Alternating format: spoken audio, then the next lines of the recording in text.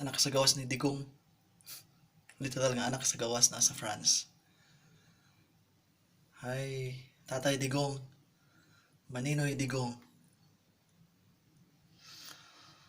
Yung anak dito sa France. Padayon gihapon nga Digong supporter. Na-explain dahil ko sa mga foreigner dito sa Brest. Gikan ko Brest bago lang ko niabot. Ano daw kasuot-suot ako ani nga t-shirt. Yan ako nga. Okay, para sa ilaha daw. Okay.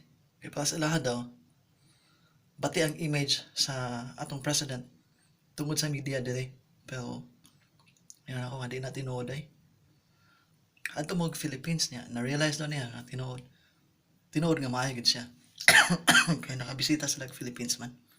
Iyang asawa kay Pinay. So mo to.